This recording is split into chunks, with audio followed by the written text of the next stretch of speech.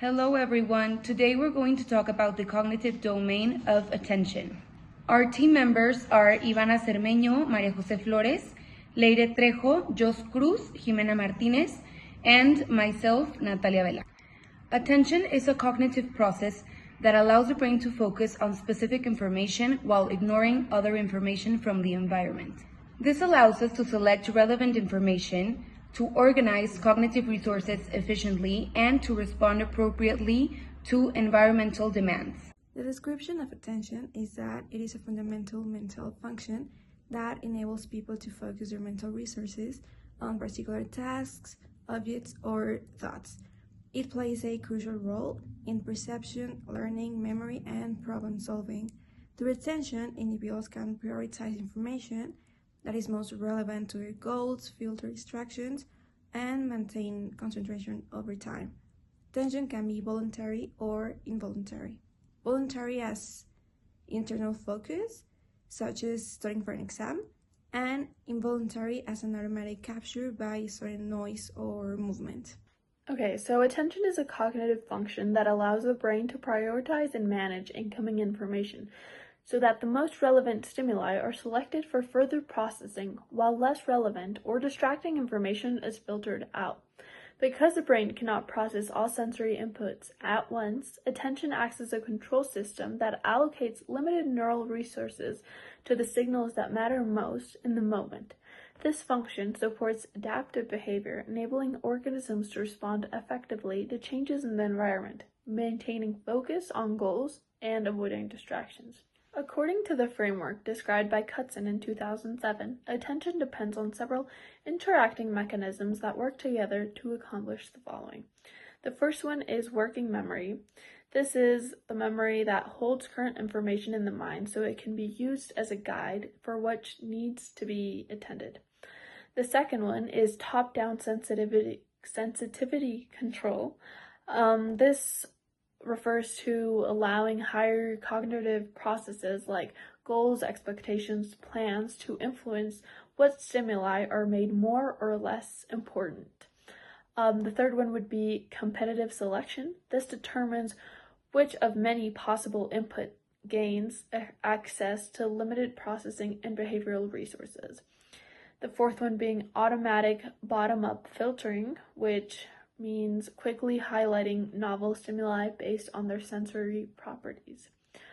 Together, these mechanisms make it possible to flexibly control what we pay attention to, depending on internal goals and external demands, allowing us to behave effectively in everyday situations.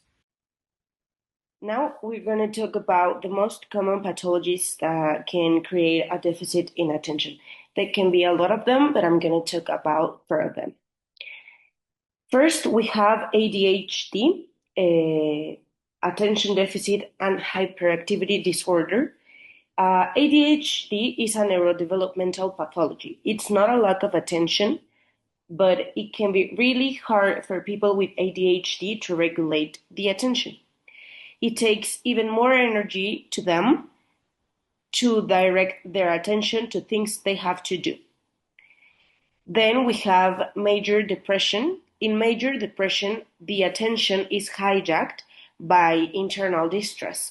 High cortisol levels and psychomotor slowing can create a dense cognitive fog. Then we have Alzheimer. This is very interesting because when we think about Alzheimer, we only can think like in memory loss. But this is not true. Attention is also affected early on Alzheimer, particularly in individuals with young onset and atypically syndromes. In addition to this, some initial symptoms that are apparently due to episodic memory loss may be secondary to failures of attentional process. And last, we have Lewy body dementia. Lewy body dementia commonly causes significant deficits in attention, in concentration, and alertness. That these 3 topics, they work together. When we think about them separately, we can figure it out that they need each other. So often characterized by severe fluctuation in cognitive ability. The explanation of the cognitive parts of attention is that attention is a fundamental, multifaceted cognitive process that allows the brain to selectively concentrate on specific stimuli while filtering out irrelevant information, managing limited mental resources to navigate the environment.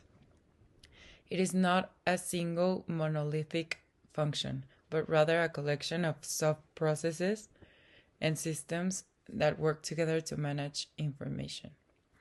Understanding the cognitive parts of attention can be approached to different models and underlying processes, such as top-down attention, which is voluntary, goal-driven focus, bottom-up attention, which is involuntary, stimuli-driven focus, working memory, which holds and manipulates information, and cognitive inhibition, which is the part that suppresses distraction.